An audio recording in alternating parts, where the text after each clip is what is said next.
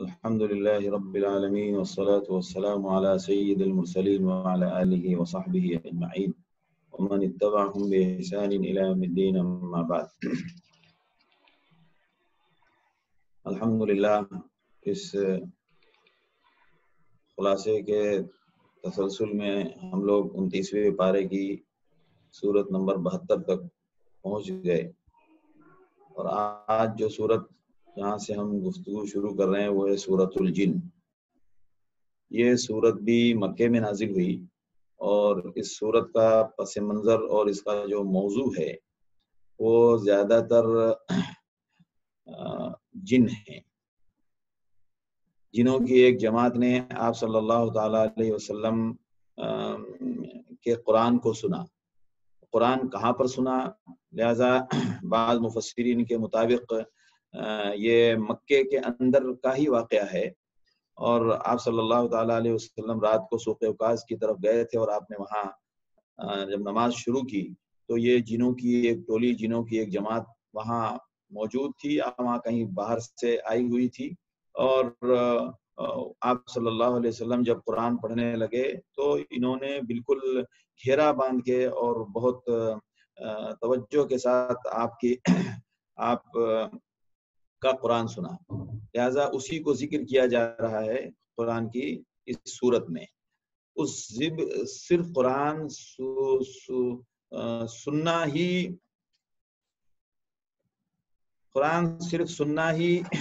اس میں موضوع نہیں ہے، بلکہ قرآن کا مضمون سنا، وہ مضمون بھی اس صورت میں ذکر کیا گیا ہے۔ لہذا اہل ایمان کو، اہل مکہ کو بالخصوص، کفار مکہ کو اور مکے کے لوگوں کو یہ احساس دلایا جا رہا ہے کہ دیکھو یہ کتاب جو کتاب برحق ہے، اور یہ نبی جو نبی برحق ہیں، یہ جس طرح تمہارے لیے بھیجے گئے ہیں اسی طرح جنوں کے لیے بھی بھیجے گئے ہیں، اور جنوں کی طرف سے کیا رسپونس آیا ہے وہ اس صورت میں بتایا گیا، اور انہوں نے اس پیغام کو کیسے سنا اور کیا سمجھا۔ لہذا تم بھی اس سلسلے میں اس قرآن کے ساتھ جو معاملہ کرنا ہے وہ عبرت تم بھی حاصل کرو۔ لہذا قرآن کی سورت کی پہلی آیت میں ہی ذکر ہے، قُلْ أُوحِيَ إِلَيَّ، آپ ان سے کہہ دیجئے کہ مجھے وحی کی گئی۔ اچھا، یہ لوگ جب قرآن جن سن رہے تھے تو آپ صلی اللہ علیہ وسلم کو پتہ نہیں چل سکا، لہذا آپ صلی اللہ علیہ وسلم کو بذریعہ وحی بتایا گیا کہ جنوں کی ایک جماعت نے قرآن آپ کا سنا، اور انہوں نے سننے کے بعد کیا تأثر لیا، وہ پورا تأثر قرآن نے ان کی طرف سے نقل کیا ہے۔ لہذا قُلْ أُوحِيَ إِلَيَّ أَنَّهُ اسْتَمَعَ نَفَرٌ مِّنَ الْجِنِّ فَقَالُوا إِنَّا سَمِعْنَا قُرْآنًا عَجَبًا، انہوں نے کہا کہ ہم نے ایک عجیب و غریب قرآن سنا ہے، یہدی الی الرشد، جو راہ راست کی طرف ہم کو رہنمائی کرتا ہے، فآمنا بہ، تو ہم اس پر ایمان لے آئے ہیں، وَلَن نُشْرِكَ بِرَبِّنَا أَحَدًا، اور ہم اپنے رب کے ساتھ کسی کو بھی اب شریک نہیں ٹھہرانے والے۔ لہذا جو پیغام تھا قرآن کا توحید کا،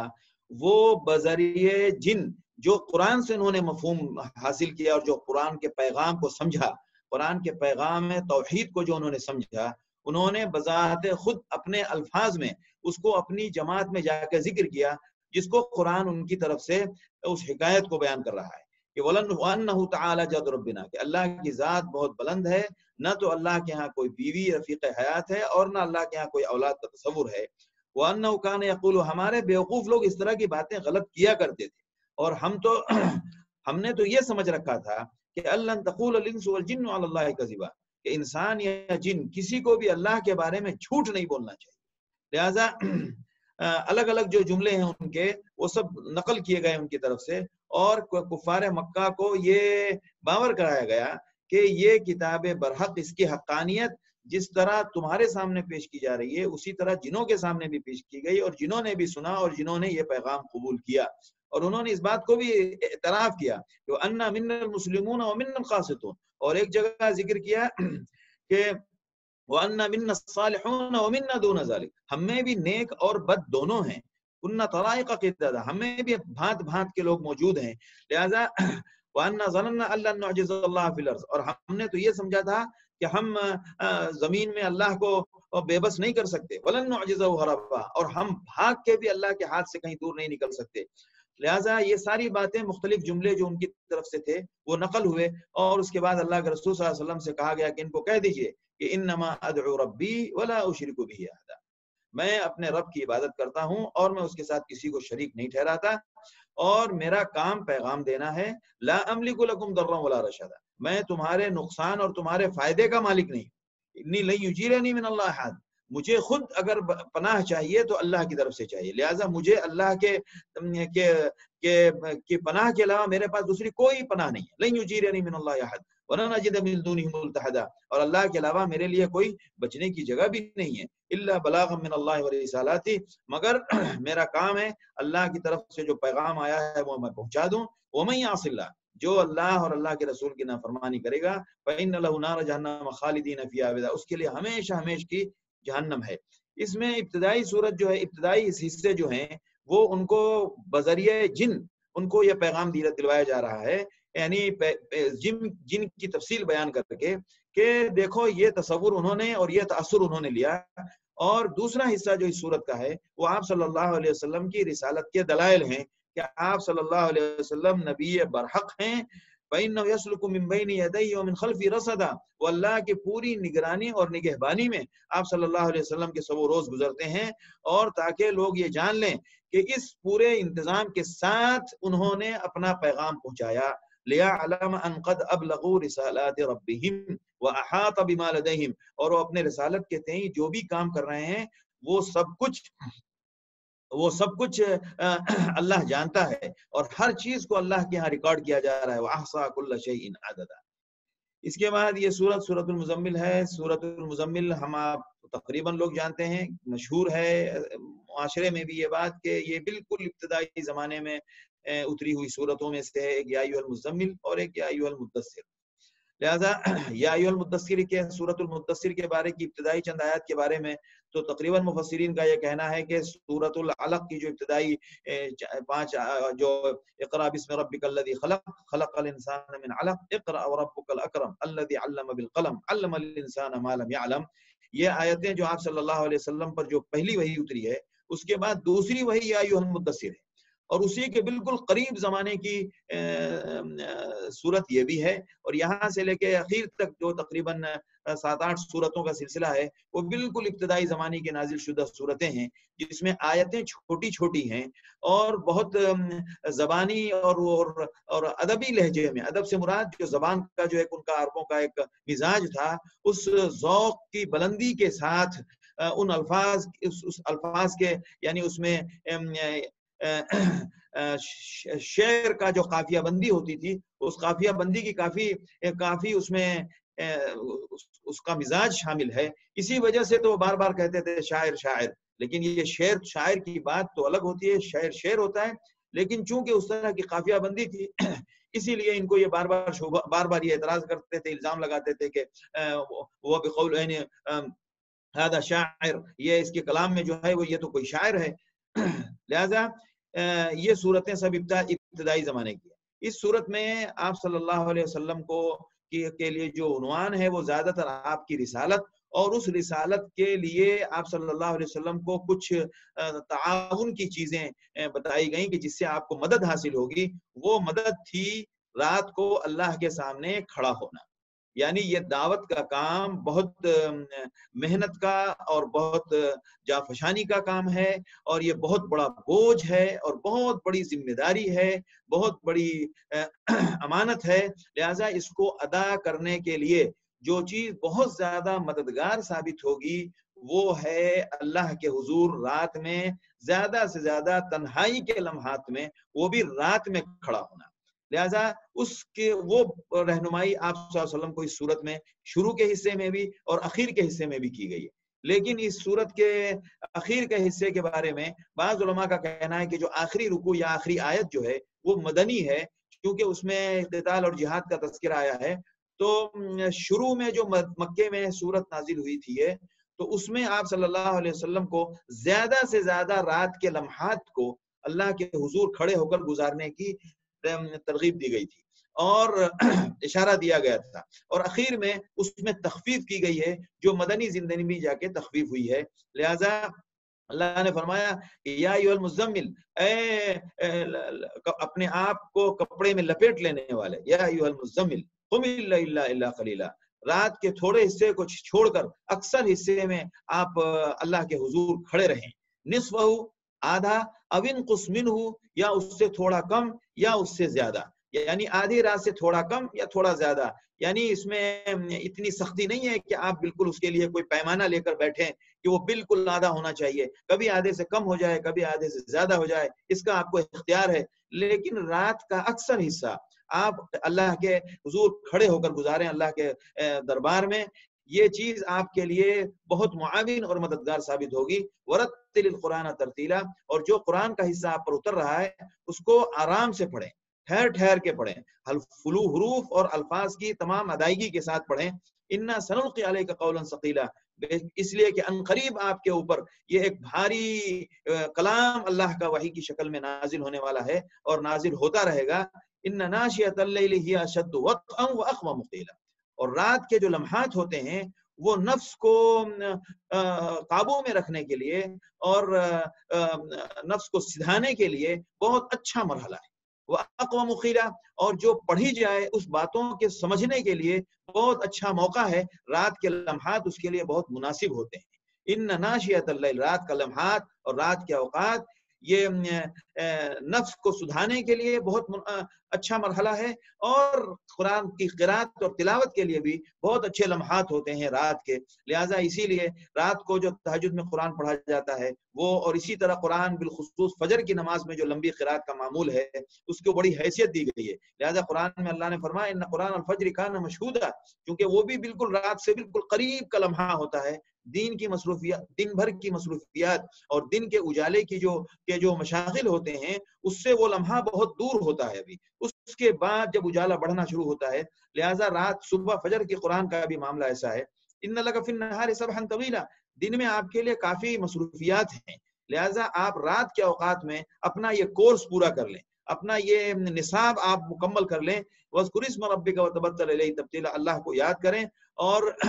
اس کی طرف مائل ہوں آپ، بے شک وہ رب مشرق اور مغرب ہے، اس کے علاوہ کوئی معبود نہیں ہے۔ فَاتَّخِذْهُ وَكِيلًا، آپ اپنا کارساز اور اپنا حامی اللہ کی ذات کو ہی سمجھیں، اور وَاصْبِرْ عَلَىٰ مَا يَقُولُونَ، یہ لوگ جو مختلف باتیں کر رہے ہیں آپ اس پر صبر کریں۔ وَاهْجُرْهُمْ هَجْرًا جَمِيلًا، اور آرام سے اور حسن اسلوب کے ساتھ اور بڑی اعلیٰ ظرفی کے ساتھ آپ ان کے ساتھ بے توجہ ہی نہیں کہا جا سکتا، یعنی آپ ان کی باتوں کو خاطر میں نہ لائیں۔ وَاهْجُرْهُمْ هَجْرًا جَمِيلًا، یعنی حجرن جمیلہ کا مطلب یہ جو باتیں کہہ رہے ہیں آپ اس پر صبر کریں اور ان کی باتوں کو خاطر میں نہ لائیں، یعنی جہاں پر جس حد تک ان کو دعوت تبلیغ کرنا ہے اس حد تک ان سے مربوط رہیں اور ان سے جڑے رہیں، اور باقی اوقات میں آپ ان کے ساتھ زیادہ جڑے نہ رہیں۔ وَاهْجُرْهُمْ هَجْرًا جَمِيلًا وَذَرْنِي وَالْمُكَذِّبِينَ، اور یہ لوگ جو جھوٹی باتیں اور جو لوگ جھٹلانے والے ہیں ان کو میرے حوالے چھوڑ دیں۔ ہاں، اور تھوڑی فرصت کی بات ہے، اس کے بعد ان کے لیے ایک سخت عذاب اللہ نے تیار رکھا ہے، لہذا اس سلسلے میں ان کو یہ بتایا گیا کہ اِنَّا أَرْسَلْنَا إِلَيْكُمْ رَسُولًا، ہم نے یہ نبی تمہارے پاس بھیجا ہے جیسا اس سے پہلے حضرت موسیٰ علیہ السلام کو فرعون کے پاس بھیجا تھا، لہذا اس نے نبی کی نافرمانی کی تو وہ اپنے سخت انجام کو پہنچا، اس لیے آپ اس انجام سے بچنے کے لیے نبی کی بات مان لیں اور نبی کی رسالت اور نبی کی نبوت پر ایمان لے آئیں۔ یہ آخرت کی کچھ یاد دہانی کے ساتھ اور پھر اللہ کے رسول صلی اللہ علیہ وسلم کی رسالت کی طرف پیغام اور آپ صلی اللہ علیہ وسلم کی رسالت کی تعلیم کا موضوع اس صورت میں رہا، اور پھر اخیر میں جو اللہ نے اس آیت میں ذکر فرمایا ان ربک یعلم انک تقوم ادنی من ثلث اللیل ونصفه وثلثه وطائفة من الذین معک، لہذا اس میں بتایا گیا ہے کہ ایک ثلث، دو ثلث یا آدھا، الگ الگ صلاحیت اور الگ الگ قدرت کے اعتبار سے لوگ رات میں اللہ کے حضور کھڑے ہو رہے ہیں، اور آپ کے ساتھ کچھ اور لوگ بھی، اور دن رات کا صحیح اندازہ تو اللہ کے پاس ہے۔ علیم لن تحصوہ، اللہ جانتا ہے کہ تم ہرگز تم چیزوں کو شمار نہیں کر سکتے، لہٰذا اللہ نے تمہارے اوپر رحم اور نرمی کی، لہٰذا جو بھی ممکن ہو سکے اتنا تم قرآن پڑھو۔ اور اللہ کو معلوم ہے کہ تم میں کچھ لوگ مریض بھی ہیں، اور کچھ لوگ سفر میں ہوتے ہیں اللہ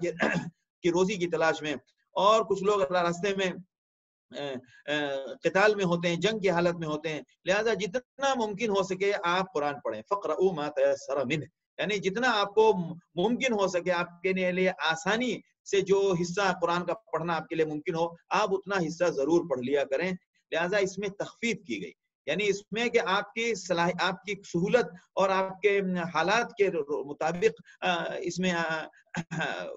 گنجائش دی گئی۔ اور پھر اصل بات جس کی پابندی کا کیا سختی سے کہا گیا وہ یہ کہ باقی جو نمازیں ہیں اس پر آپ پابندی سے قائم رہیں اور زکوٰۃ دیں، اور اللہ کے نام پر جتنا ہو زیادہ سے زیادہ خرچ کریں۔ وما تقدموا، اور جو کچھ بھی تم خرچ کرو گے سب اللہ کے ہاں ملے گا۔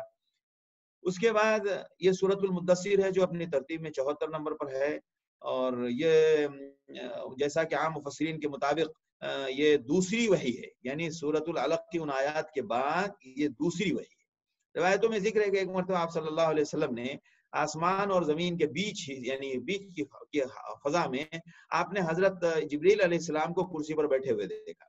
اور اس منظر کو دیکھنے کے بعد چونکہ وہ اور کسی کو تو نظر نہیں آ سکتا تھا، وہ معاملہ ایسا تھا کہ وہ صرف آپ صلی اللہ علیہ وسلم کے لیے اس کا دیکھنا ممکن بنایا گیا تھا، لہذا وہ آپ صلی اللہ علیہ وسلم کو نظر آئے۔ تو آپ صلی اللہ علیہ وسلم کو جب نظر آئے تو آپ صلی اللہ تعالیٰ علیہ وسلم اس منظر اور اس کیفیت کو دیکھ کر گھبرا گئے، اور اس گھبراہٹ میں چونکہ وحی کا سلسلہ بالکل ابتدائی زمانہ تھا، اور اس ابتدائی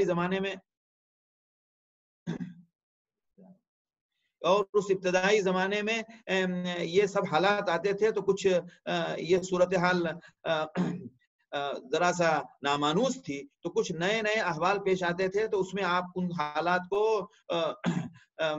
کا اثر ہوتا تھا آپ پر۔ لہذا یہ صورتحال دیکھنے کے بعد آپ صلی اللہ تعالی علیہ وسلم نے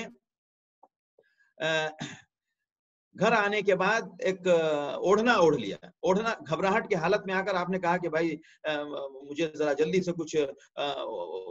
بدن پہ رکھ دیا جائے، لہذا آپ نے اوڑھنا طلب کیا۔ تو اوڑھنا جب طلب کیا تو اس کے بعد یہ سورت اتری ہے، یا ایھا المدثر، اے اوڑھ کر لپیٹ کر لیٹ جانے والے، قم فانذر، آپ لیٹنے کا وقت نہیں ہے، آپ کو اللہ نے نبوت عطا فرمائی ہے، اور اب آپ کے کام کا سلسلہ اب شروع ہو رہا ہے، لہذا قم فانذر، کھڑے ہو جائیں، اور اب لیٹنے سے کام نہیں چلے گا بلکہ اب کام کرنا ہے، لہذا قم فانذر، کھڑے ہو جائیں اور قوم کو آگاہ کریں، اور جو پیغام آپ کو دیا گیا ہے وہ ان کو پہنچائیں۔ اور قوم جس تاریکی میں ہے، قوم جس گمراہی میں ہے، دیکھیے یہاں پر بشارت کا لفظ نہیں آیا ہے، یعنی قم فبشر نہیں آیا ہے، جبکہ اللہ کے رسول صلی اللہ علیہ وسلم بشارت کے لیے بھی آئے تھے، لیکن ابھی جن حالات میں وہ کفار تھے وہ پورے کے پورے گمراہی میں تھے۔ پہلے ان کو یہ بتانا ہے کہ غلطی اور یعنی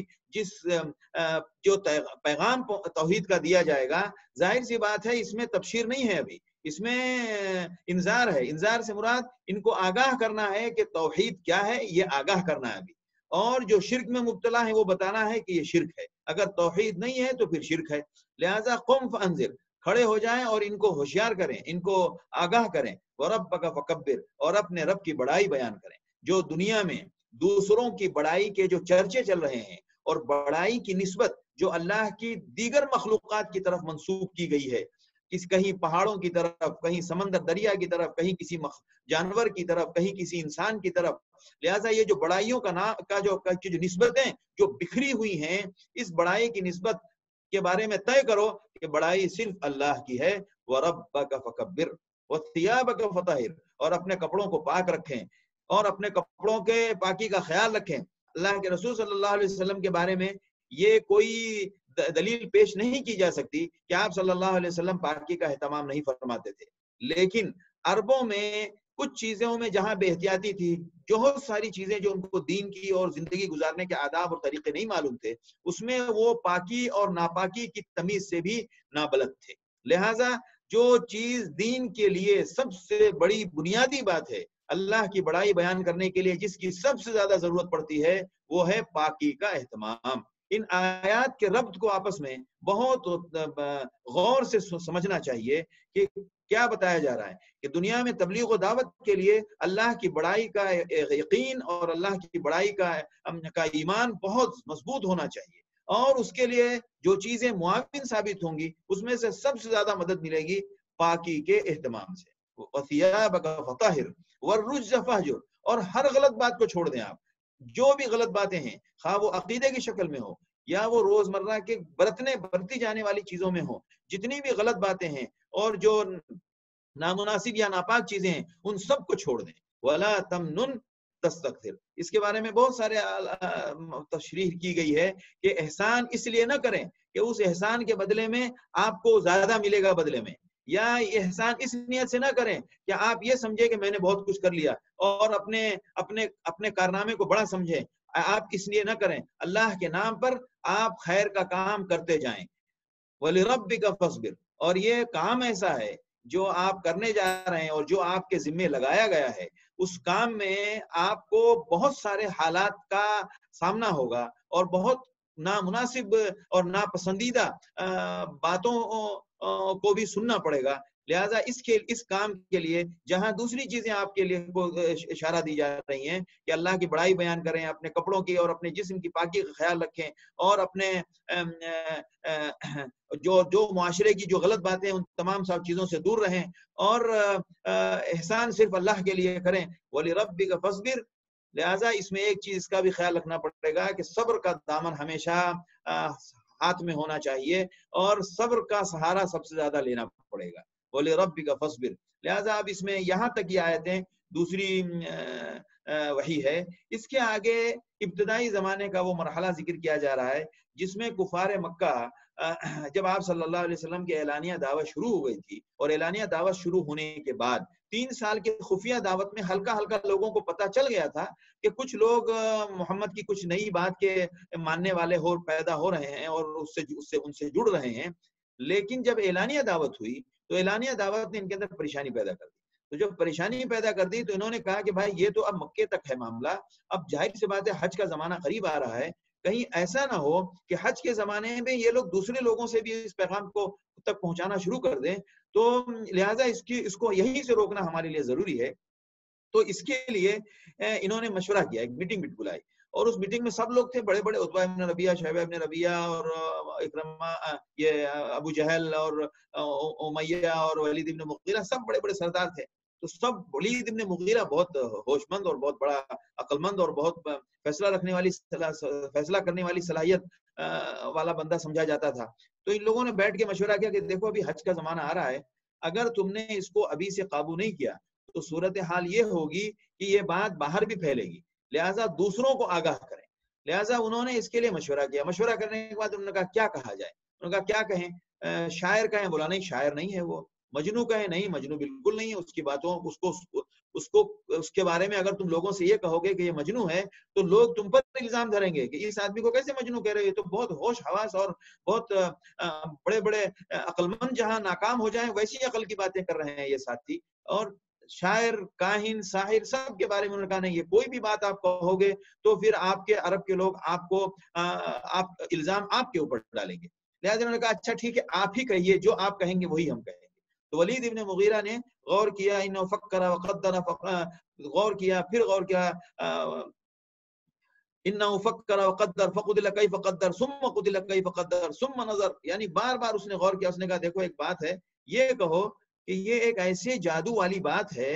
جو لوگوں کے اندر، خاندان افراد اور افراد خاندان کے اندر اس سے تفرقہ ہو جاتا ہے۔ یہ مت کہو کہ جادوگر ہے یہ، بلکہ یہ کہو کہ ان ھذا الا سحر یوسر، یہ کوئی ایسا جادو ہے جس کے ذریعے لوگوں میں کیا کہتے ہیں کہ خاندان کے افراد میں تفرقہ ہو جاتا ہے۔ انہوں نے کہا ٹھیک ہے، یہی بات کہی جائے گی، ان ھذا الا قول البشر، اور یہ اللہ کا کلام نہیں ہے بلکہ ایک عام انسان کی بات ہے۔ انہوں نے کہا ٹھیک ہے، آپ کے کہنے کے مطابق یہی بات کہی جائے گی۔ انہوں نے جا کے تمام حجاج کے، ان کے تمام وفود اور ان کے تمام نمائندے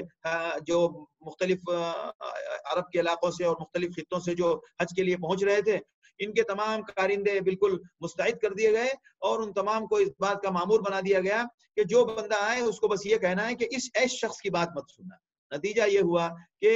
ان کے ذریعے آپ صلی اللہ علیہ وسلم کا چرچا اور آپ صلی اللہ علیہ وسلم کا تذکرہ انہی کے ذریعے اللہ نے پورے عرب میں پھیلا دیا. لہٰذا بذات خود آپ صلی اللہ علیہ وسلم کے پاس اس کا کوئی بظاہر ذریعہ اور کوئی وسیلہ نہیں تھا. اللہ نے انہی کو وسیلہ بنا دیا کہ انہوں نے اپنے بچاؤ کے لیے آپ صلی اللہ علیہ وسلم کے پھیلاؤ کا کام کیا. یعنی اپنے دفاع کے لیے اور آپ صلی اللہ علیہ وسلم کی بات کو دبانے کے لیے جو کام کیا وہ دراصل آپ صلی اللہ علیہ وسلم کے پیغام اور آپ صلی اللہ علیہ وسلم کا تذکرہ اور آپ صلی اللہ علیہ وسلم کی نبوت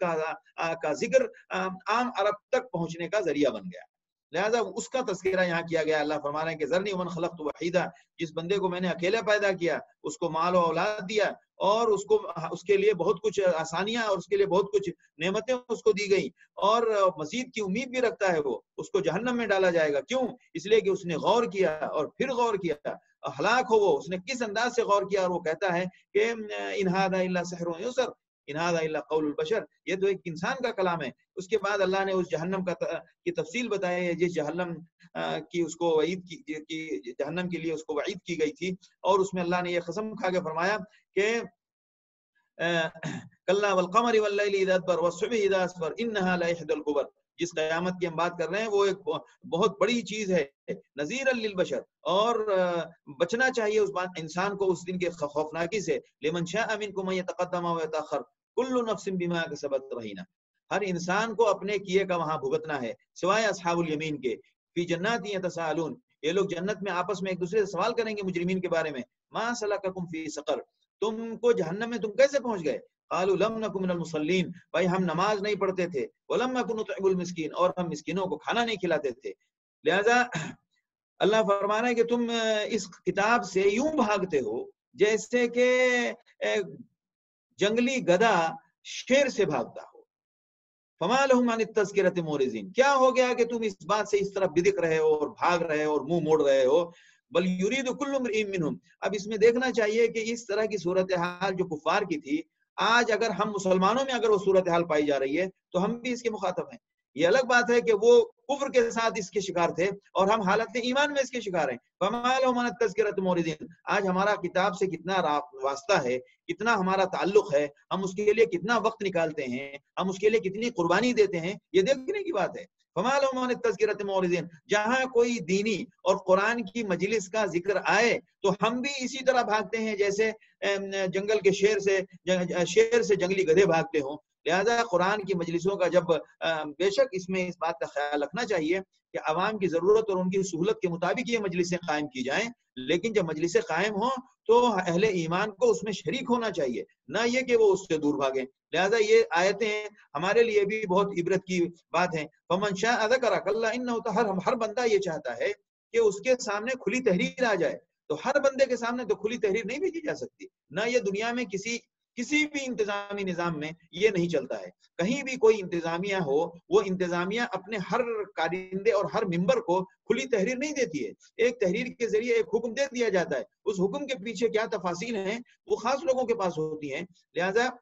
ہر بندہ یہ چاہے ایسا نہیں ہوتا ہے. اصل بات یہ ہے کہ ان کو آخرت کا خوف نہیں ہے. کلا بل لا یخافون الاخرہ، کلا انہ تذکرہ، بے شک یہ ایک نصیحت ہے، یہ ایک یاد دلانے کا ایک بہت بڑا ذریعہ ہے. فمن شاء ذکر، جو چاہے تو اس سے نصیحت حاصل کر لے. وما یذکرون الا ان یشاء اللہ، اور اللہ کی مشیت کے تحت ہی یہ اس سے نصیحت حاصل کر پائیں گے. وہ اہل التقوی، بے شک تقوی کی جس ذات سے کا تقوی کیا جائے وہ اللہ ہی کی ذات ہے. وہ اہل المغفرہ، اور جو مغفرت کرنے والی ذات ہے وہ اللہ ہی کی ذات ہے. لہذا ڈرنا بھی اللہ ہی سے ہے اور مغفرت بھی اسی سے ملے گی. اس کے بعد یہ سورہ قیامہ ہے. سورہ قیامہ بھی اس کا موضوع بھی پورا قیامت کے مناظر ہے. لہذا سورت اپنے ترتیب میں 75 نمبر پر ہے اور اپنے نام کے مطابق اس کا مضمون بھی وہی ہے. اللہ فرما رہے ہیں قیامت آئے گی اور انسان یہ سمجھتا ہے کہ یہ ہڈیاں کیسے جمع ہوں گی اور کیسے دوبارہ ہم بن کے تیار کھڑے ہوں گے. اور انسان اس بہانے اصل میں کیا چاہتا ہے کہ مزید نافرمانیوں میں مشغول رہے. یعنی عقیدہ آخرت کو دبا کے یا عقیدہ آخرت کو ہلکا کر کے یا عقیدہ آخرت کی تکذیب کر کے، یعنی اس کو جھٹلا کے، اس کی منشا کیا ہے؟ اس کی منشا ہے بل یرید الانسان لیفجر امامہ، بلکہ انسان یہ چاہتا ہے کہ آگے کی زندگی میں اور مزے لے لے اور نافرمانیاں کر لے، کھل کر اللہ کے حکم کی خلاف ورزی کر لے. یسأل ایان یوم القیامہ، اور پھر اوپر سے پوچھتا ہے کہ قیامت کب آئے گی. فَإِذَا بَرَقَ الْبَصَرُ، جب قیامت آئے گی اس وقت صورت حال یہ ہوگی کہ نگاہیں کام نہیں کریں گی اور سورج چاند سب اپنا نظام اور ان کی ساری صلاحیت ختم ہو چکی ہوگی، اور انسان اس دن جائے پناہ ڈھونڈے گا اور اس کو کہیں چھپنے کی جگہ نہیں ملے گی. سب کو جہاں بھی وہ جانا چاہے کہیں جانے کا کوئی امکان نہیں ہوگا، پلٹ کے اور سب کو اللہ ہی کے سامنے حاضر ہونا ہوگا، اور اس دن انسان کو اس کے اگلے پچھلے کی سب اطلاع دے دی جائے گی. دیکھیں ان صورتوں میں، ان صورتوں کے ترجموں کو خوب پڑھنا چاہیے، اور نماز میں پڑھی جاتی ہیں تو اس پر توجہ دینی چاہیے، کیونکہ اس میں بہت سادہ انداز سے اور بہت آسان طریقے سے امت کو سمجھایا گیا ہے اور انسان کو سمجھایا گیا ہے. يُنَبَّأُ الْإِنسَانُ يَوْمَئِذٍ بِمَا قَدَّمَ وَأَخَّرَ. انسان کو جو کچھ بھی اس نے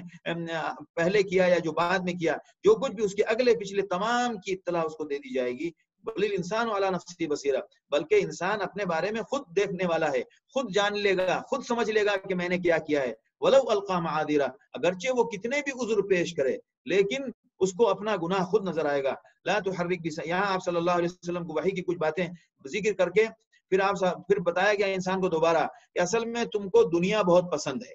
اور آخرت کو تم بالکل نظر انداز کرنا چاہتے ہو. وجوہ یومئذ ناظرہ، تو یاد رکھو اس تمہاری حرکت سے تم کو یہ نقصان نہ ہو کہ آخرت میں تم پچھتاؤ. آخرت میں جو لوگ آخرت کی تیاری کے مطابق زندگی گزارنے والے ہیں وہ اس دن ان کے چہرے تر و تازہ ہوں گے، اللہ کی نعمتوں کی تو وہ منتظر ہوں گے. اور کچھ لوگ ایسے ہوں گے جن کے چہرے بالکل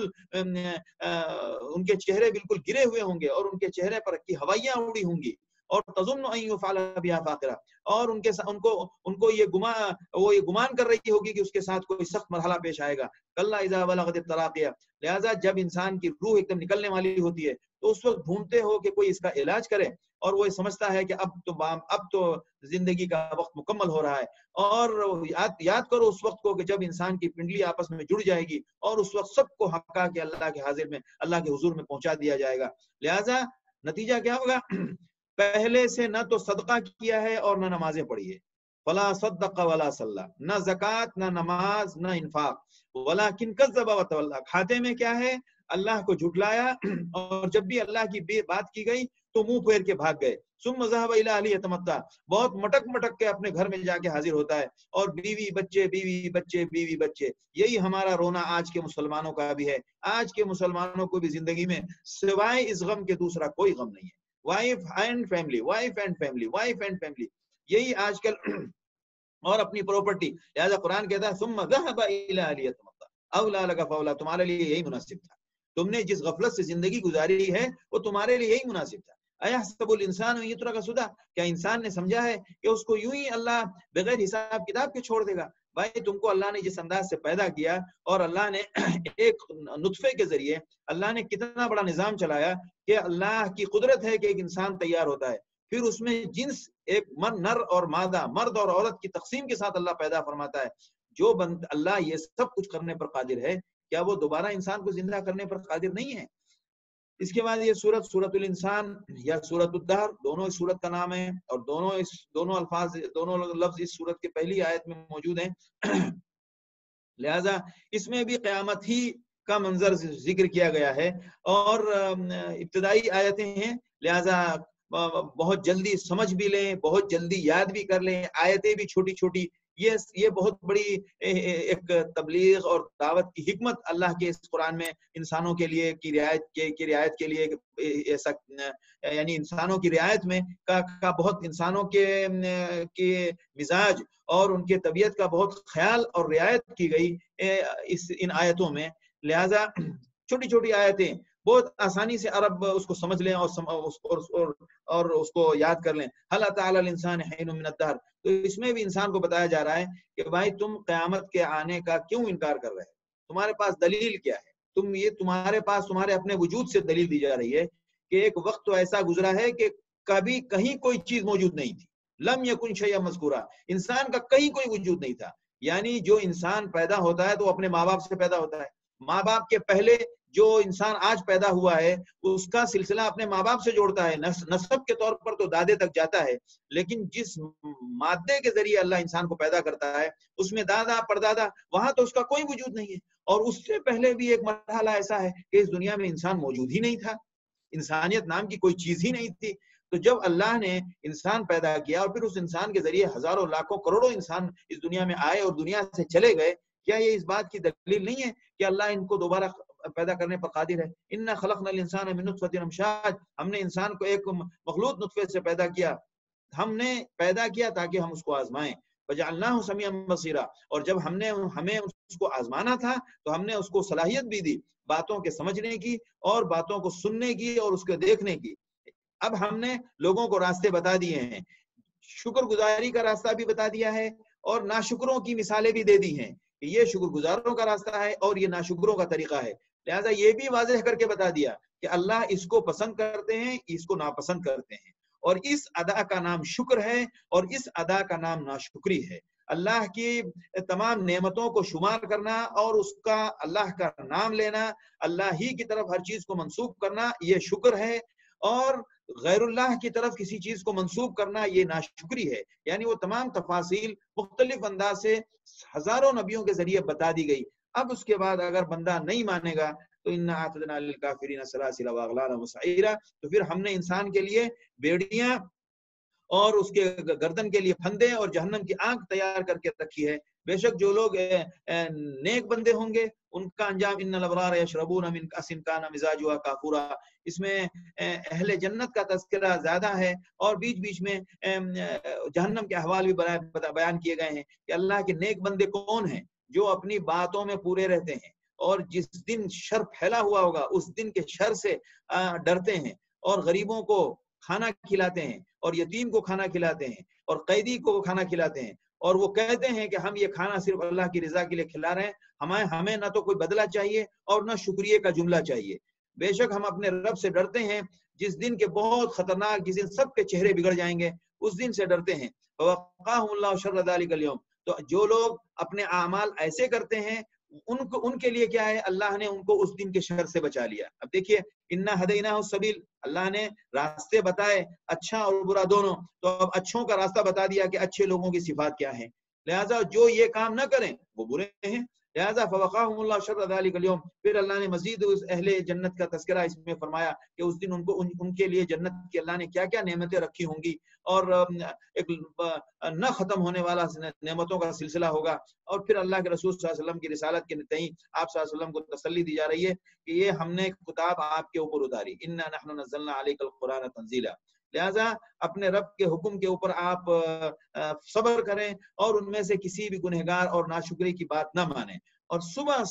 شام اللہ کا نام لیں، اللہ کو یاد کریں، اللہ کا ذکر کریں۔ وَاذْكُرِ اسْمَ رَبِّكَ بُكْرَةً وَأَصِيلًا، ان آیات میں یہ اللہ کے دین کی خاطر جینے کے لیے اللہ کے ذکر کا سہارا بہت دینا پڑے گا، اور وہ ایک بہت بڑا ذریعہ ہے، جیسا کہ سورہ مزمل میں ظاہر ہو رہا ہے، جیسا کہ سورہ مدثر میں ظاہر ہو رہا ہے، جیسا کہ دیکھیے یہاں پہ، اور یہ بھی ابتدائی زمانے کی آیت ہے، اللہ فرمانا ہے وَاذْكُرِ اسْمَ رَبِّكَ، دعوت کا سلسلہ بڑھتا جائے گا اور اس میں مسائل روز بروز نئے نئے پیدا ہوتے جائیں گے، اس کے لیے سب سے بڑا سہارا یہ ہے اللہ کو یاد رکھو، اور یاد رکھیں اللہ کو یاد رکھنے کا مقصد یہ ہے کہ اگر ہم اللہ کو بھول جاتے ہیں تو ہماری نظریں اسباب کی طرف اور حالات کی طرف مڑ جاتی ہیں، اور پھر ہم اللہ کا جو نظام ہے اس نظام سے ہم غیر متعلق ہو جاتے ہیں اور اس نظام سے ہم کٹ جاتے ہیں۔ کٹ جانے کا مطلب پھر ہم یہ بھول جاتے ہیں کہ اللہ کی سنت کیا ہے، پھر ہم یہ بھول جاتے ہیں کہ اللہ اپنے بندوں کی مدد کیسے کرتا ہے، یہ سب ذہن سے باتیں نکل جاتی ہیں۔ اسی لیے بکثرت ذکر کرنے کا بہت حکم دیا گیا کہ اللہ کا تصور، اللہ کا نام، اللہ کی یاد، اور باتوں کو اللہ کے سلسلے میں اللہ نے جو اس کے سلسلے میں ہمیں رہنمائی دی ہے، ان تمام باتوں کا تجزیہ، تمام واقعات اور حالات کا تجزیہ اس روشنی کے بغیر دوسرے روشنی میں نہ کریں، یعنی دوسرے وسائل سے اس کا تجزیہ نہ کریں۔ پھر کہا گیا وَمِنَ اللَّيْلِ فَاسْجُدْ لَهُ وَسَبِّحْهُ لَيْلًا طَوِيلًا، رات میں بھی آپ سجدہ کریں اور رات بھر اللہ کی تسبیح بیان کریں، اور یہ ایک نصیحت کی بات ہے، بے شک اللہ اس کے ذریعے جس کو چاہے اس کو ہدایت دے گا۔ اس کے بعد پھر دوسری صورت ہے سورت نمبر 77، سورت المرسلات، یہ 29ویں پارے کی آخری صورت ہے۔ اس میں اللہ نے قسم کھائی ہے، احوال آخرت کو ذکر کیا گیا ہے دلائل توحید کی روشنی میں، اور قیامت آئے گی اور آخرت کے مناظر ہوں گے، اس میں جہنمیوں کا عذاب اور متقیوں کا انجام دونوں ذکر کیا گیا ہے، اور اس کے لیے قسم جو کھائی گئی ہے ان ہواؤں کی، جو ہوائیں اتنا نظام جو ہواؤں کا دنیا میں پھیلا ہوا ہے، اور جو ہوائیں اس دنیا میں بہت سارے ہمارے روزمرہ کی ضرورت کے لیے وہ باضابطہ ایک منظم نظام کے تحت چلتی ہیں، اس کی قسم کھائی گئی ہے والمرسلات عرفا، وہ جو بہت نرمی کے ساتھ چلنے والی ہوا کی قسم، اور پھر جو فالعاصفات عصفا، اور جو بہت آندھی کی تیز رفتار کے ساتھ ہو جاتی ہے، اور پھر والناشرات نشرا، پھر اس کے بعد وہ پورے بادلوں کو پھیلا دیتی ہے، فالفارقات فرقا، پھر ان بادلوں کو ٹکڑے ٹکڑے کرتی ہے، فالملقیات ذکرا، پھر وہ نصیحت دینے والی بات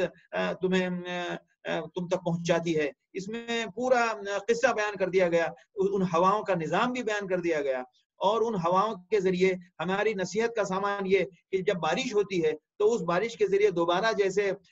زمین سے پودے نکل آتے ہیں اور دوبارہ زمین تازہ تر و تازہ ہو جاتی ہے، تو اسی طرح دنیا سے قبروں سے بھی لوگ دوبارہ اٹھائے جائیں گے۔ تو اس طرح قسم کھا کے اللہ نے فرمایا کہ لِأَيِّ يَوْمٍ أُجِّلَتْ، یہ سب کس دن کے لیے ہے؟ تو اللہ نے فرمایا لِيَوْمِ الْفَصْلِ وَمَا أَدْرَاكَ مَا يَوْمُ الْفَصْلِ، جانتے ہو فیصلے کا دن کیا ہے؟ برا ہلاکت ہو جھٹلانے والوں کے لیے کہ فیصلے کا دن، اس دن تمہیں پتا ہے کہ کتنا خطرناک ہے وہ۔ پھر انسان کی خلقت کا تذکرہ آیا، اور پھر جہنمیوں کے عذاب کا ذکر آیا۔ اس کے بعد پھر اللہ دوبارہ ھذا یوم الفصل جمعناکم والاولین ھذا یوم لا ينطقون، یعنی ایسا دن ہوگا جس دن کوئی بات نہیں کر پائے گا، یہ فیصلے کا دن ہے، اور ہم نے تم کو اور تمہارے ساتھ جتنے پہلے گزر چکے ہیں سب کو جمع کیا ہے، اگر تمہارے پاس کوئی سازش اور کوئی چال ہے تو چال کر کے دکھاؤ۔ ویل یومئذ للمکذبین، ہلاکت ہے اس دن ان لوگوں کے لیے جنہوں نے اس حقیقت کو جھٹلایا۔ اور جو لوگ اللہ سے ڈرنے والے تھے وہ سایوں میں اور چشموں میں ہوں گے، اور اپنی مرضی کے میووں میں ہوں گے، اور اللہ ان سے کہے گا کہ کھاؤ پیو بالکل بے فکر ہو کر اور پوری آسودگی کے ساتھ، یہ آپ جو دنیا میں نیک اعمال کر کے آئے ہیں یہ اس کا صلہ ہے، اور ہم اچھے کرنے والوں کو اسی طرح بدلہ دیتے ہیں۔ اور ہلاکت تو اس دن اس کی ہوگی جو جھٹلانے والے ہوں گے۔ کھاؤ کلو وتمتعوا قلیلا،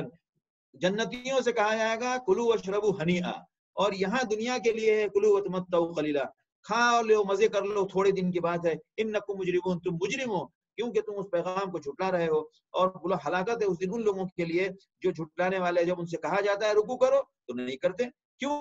وہ جھٹلانے کا ان کی دلیل کیا ہے؟ ان کی دلیل یہ ہے کہ جب ان سے یہ کام کرنے کے لیے کہا جاتا ہے تو نہیں کرتے ہیں۔ فَبِأَيِّ حَدِيثٍ بَعْدَهُ يُؤْمِنُونَ، اتنی ساری نشانیاں کھول کھول کر بتائی جا رہی ہیں، اب کس بات پر ایمان لانا ہے؟ اب کون سی دلیل چاہیے ایمان لانے کے لیے؟ اس کے بعد یہ بعد والی سورت جو ہے، یہ سورت بھی قیامت کے موضوع پر ہی ہے۔ بسم اللہ الرحمن الرحیم، سورۃ النبا۔ عما یتساءلون، یہ آپ سے کس چیز کے بارے میں، کس تاریخ، کس حقیقت کے بارے میں پوچھ رہے ہیں؟ اس بڑی خبر کے بارے میں جس کے بارے میں یہ لوگ اب تک اختلاف کر رہے ہیں۔ یعنی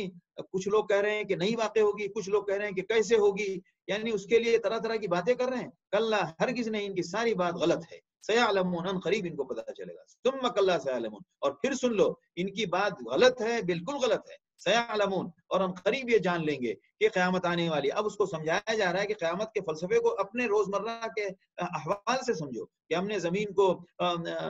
فرش بنایا تمہارے لیے، اور پہاڑوں کو ہم نے میخ کی شکل میں زمین پہ گاڑ دیا، اور ہم نے تمہیں جوڑے جوڑے پیدا کیے، تمہارے لیے نیند کو وجعلنا نومکم سباتا، تمہارے لیے نیند کو آرام کا سامان بنایا، اور دن کو رات کو تمہارے لیے ہم نے اوڑھنا بنایا جو تمہیں ڈھک لیتی ہے، اور دن کو ہم نے تمہارے لیے روزگار کا ذریعہ بنایا۔ وَبَنَيْنَا فَوْقَكُمْ سَبْعًا شِدَادًا، تمہارے اوپر سخت مضبوط 7 چھتیں رکھی۔ وَجَعَلْنَا سِرَاجًا وَهَاجًا، اور ہم نے ایک تیز بھڑکتا ہوا روشنی کا سامان تم کو دیا سورج کی شکل میں۔ وَأَنزَلْنَا مِنَ الْمُعْصِرَاتِ مَاءً ثَجَّاجًا، اور بادل سے ہم نے بے شمار پانی برسایا۔ لِنُخْرِجَ بِهِ حَبًّا وَنَبَاتًا، تاکہ اس سے ہم غلہ اگائیں اور سبزی اور میوے اور سبزیاں اگائیں۔ وَجَنَّاتٍ أَلْفَافًا، اور گھنے باغات۔ إِنَّ يَوْمَ الْفَصْلِ كَانَ مِيقَاتًا، یہ سب کیوں ہوا ہے؟ یہ سب جان لو کہ یہ دلیلیں ہیں اس بات کی، اور یاد رکھو اگر ان سے نہیں سمجھتے ہو تو فیصلہ تمہارے لیے، فیصلے کا دن طے شدہ ہے۔ یوم ينفخ في الصور فتأتون افواجا، جس دن سور پھونکی جائے گی اور لوگ فوج در فوج آئیں گے۔ لہٰذا اس طرح پورے قیامت کے منظر کو بیان کر کے، اور پھر متقیوں کا بھی یہاں اس میں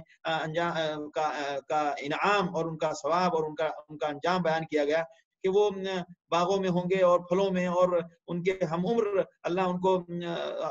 ان کو بیویاں عطا کرے گا، اور وہاں کوئی غلط بات سننے کا ان کے لیے کوئی غلط بات سننے کا امکان باقی نہیں ہوگا وہاں۔ اور اپنے رب کی طرف سے یہ اللہ کے حساب کے طور پر اللہ نے ان کو اللہ کی عطا ہوگی. اور جو حساب رب السماوات والارض، جو زمین و آسمان کا رب ہے اور جو ان دونوں کے درمیان کا رب ہے، لا یملکون منہ خطابا، اس کے سامنے کوئی خطاب کرنے کی جرت نہیں کرتا. اور جس دن روح اور فرشتے سب کے سب صف بستہ کھڑے ہوں گے، لا یتکلمون، کوئی وہاں بات نہیں کر سکتا سوائے اس کے جس کو اللہ اجازت دے، اور جو بھی بات کرے گا وہ بالکل ٹھیک ٹھیک بات کرے گا. ذالک الیوم الحق، یہ ہے وہ دن برحق جس کے لیے تم کو بتایا جا رہا ہے. فمن شاء اتخذ، جس کا دل چاہے تو وہ اس کی طرف آ جائے اور اس کو اپنا ٹھکانہ سمجھے. انا انذرناکم عذابا قریبا، ہم نے جلد آنے والے عذاب سے ڈرا دیا ہے، جس دن کے انسان جو کچھ بھی اس نے اپنی زندگی میں عمل کیا ہوگا سب کچھ دیکھے گا اس کو. اور کافر اس دن اس منظر کو دیکھ کے کہے گا کہ ہائے میں مٹی ہوتا، یعنی دوبارہ زندہ نہ کیا جاتا، یا میں دنیا میں بھی پیدا ہی نہ ہوتا، میں مٹی ہی رہ جاتا، اور مٹی سے میں انسان نہ بنا ہوتا. لہذا اس میں بھی بہت رغبت دلانے والے اور بہت پرکشش انداز میں ان کو قیامت کی اور آخرت کے دن کی یاد دہانی کرائی گئی ہے. اور آپ دیکھ لیں توحید کے ساتھ جس چیز کے لیے سب سے زیادہ ترغیب دی جا رہی ہے وہ ہے عقیدہ آخرت، کیونکہ عقیدہ آخرت ایک ایسا عقیدہ ہے جو فوراً توحید اور رسالت ہر ایک عقیدے کے لیے راستہ ہموار کر دے گا. اسی طرح یہ دوسری صورت ہے سورۃ النازعات اور نازعات غرقہ، اس میں بھی وہی صورتحال ہے. فرشتوں کا ذکر ہے کہ جو ڈوب کر نکالتے ہیں اور جو بڑی آسانی سے ہوا میں اور فضا میں ادھر ادھر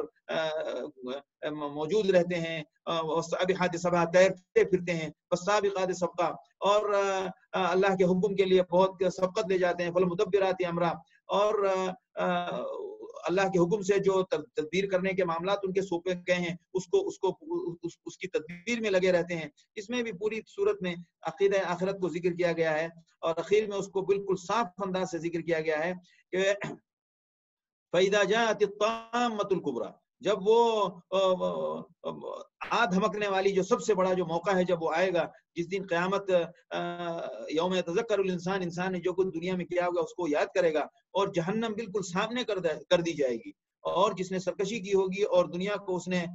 ترجیح دی ہوگی تو جہنم اس کا ٹھکانہ ہے. اور جو ڈرے گا اپنے رب کے سامنے کھڑے ہونے سے اور اپنے نفس کو وہ خواہش نفس سے دور رکھے گا تو جنت اس کا ٹھکانہ ہے. اور یہ پوچھتے ہیں کہ قیامت کب آئے گی؟ فیما انت من ذکرہا، اس کی تاریخ اور اس کی متعین مدت بتانے سے آپ کا کیا تعلق؟ الی ربک منتہا، وہ تو اللہ کا کام ہے. انما انت منذر من یخشاہا، بے شک آپ تو ڈرانے والے ہیں جو اس دن سے ڈرنا چاہتا ہو اور اس کا خوف رکھتا ہو. کانہم یوم یرونہا، جس دن وہ اس کو دیکھیں گے تو ان کو ایسا محسوس ہوگا کہ دن کے اگلے حصے گزار کے آئے ہیں یا دن کا پچھلا حصہ، یعنی دن کا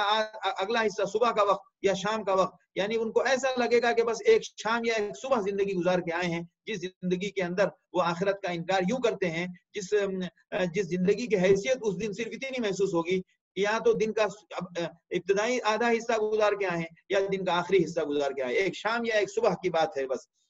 اس کے بعد اس میں بھی سورۃ العبس ہے. سورۃ عبس میں بھی اللہ نے قیامت کا تذکرہ ہی فرمایا ہے اور آخرت کا ذکر ہی ہے، اور اس میں بھی یہ آیت بھی عقیدہ آخرت کو یاد دلانے والی صورت ہے. اور آغاز تو اس کا یوں ہے کہ حضرت عبداللہ ابن ام مکتوم آپ صلی اللہ علیہ وسلم کی خدمت میں حاضر ہوئے اور آپ کی خدمت میں کچھ لوگ کفار سرداران مکہ موجود تھے. تو ان کی آمد پر آپ صلی اللہ علیہ وسلم کو ذرا سا احساس ہوا کہ یہ ابھی نہ آتے اور ان سے میں ذرا پہلے ان کو اسلام کی دعوت دیتا تو یہ اسلام لے آئیں، تو محلے کسی قوم کے سردار اگر ایمان لے آئیں تو دوسروں کے لیے بہت اس میں کشش پیدا ہو جاتی ہے. لہذا آپ صلی اللہ علیہ وسلم نے اس لیے ان کے آنے کو تھوڑا سا ناگوار آپ کو گزرا. تو اللہ کی طرف سے یہ آیت اتری کہ آپ کو یہ بات ناگوار گزری کہ ایک اندھا آپ کے پاس آیا، وما یدریک لعلہ یزکا، اور آپ کو یہ نہیں معلوم تھا کہ وہ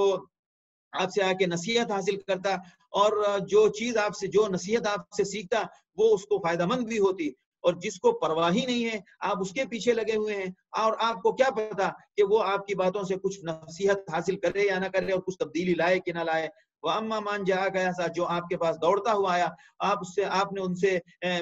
بے رخی برتی. کَلَّا إِنَّهَا تَذْكِرَةٌ، لہٰذا اصل بات یہ ہے کہ یہ جو قرآن آپ پر اترا ہے یہ ایک نصیحت ہے، جس کو چاہے جو چاہے اس سے نصیحت حاصل کر لے، یہ تو بڑی اونچی اور بلند کتاب ہے. پھر اللہ نے وہ آخر صورت میں انسانوں کو وہ توحید کی باتیں یاد دلا کر کے انسان اپنا کھانا پینے پہ غور کرے کہ یہ کیسے پیدا ہوتا ہے. پھر وہ اس کے ذریعے عقیدہ آخرت کی طرف رخ کو موڑ دیا گیا کہ فَإِذَا جَاءَتِ الصَّاخَّةُ کہ وہ ایک تیز چیخ اور ایک تیز آواز جب آئے گی تو وہ ایسا دن ہوگا کہ ہر شخص اپنے بھائی سے، اپنے ماں سے، اپنے باپ سے، بیوی بچوں سب سے بھاگے گا، اور ہر شخص اپنی مصیبت میں مبتلا ہوگا. اور اس دن کچھ چہرے ایسے ہوں گے جو بہت روشن ہوں گے، ضاحکۃ مستبشرہ، ہنستے ہوئے اور حساس بشاس ہوں گے. اور اس دن کچھ چہرے ایسے ہوں گے جن کے چہرے پر ایک دم سیاہی چھائی ہوگی، اور یہ چہرے وہ ہوں گے جو کافر اور فاجروں کے چہرے ہوں گے. لہذا آخرت کی یاد دہانی کی شکل میں یہ ساری آیتیں ہیں اور یہ ساری صورتیں ہیں. اللہ تعالیٰ آخرت کے عقیدے کو بہت مضبوط فرمائے، کیونکہ مومن ہو یا غیر مومن ہو، دونوں کے لیے آخرت کے عقیدے کا مضبوط ہونا بہت ضروری ہے. کافر کو یہ فائدہ ہوگا کہ وہ ایمان لے آئے گا، اور مومن کو یہ فائدہ ہوگا کہ مومن اپنے ایمان کی روشنی میں، اپنے ایمان کو ترقی دینے اور اس کی روشنی میں آخرت کے اندر اونچے درجات حاصل کرنے کی فکر اور کوشش میں لگ جائے گا. اور جو بھی کام یہاں کرے گا وہ اللہ کی رضا کے لیے کرے گا اور اپنی آخرت کو کامیاب بنانے کے لیے کرے گا. وآخر دعوانا الحمدللہ رب العالمین.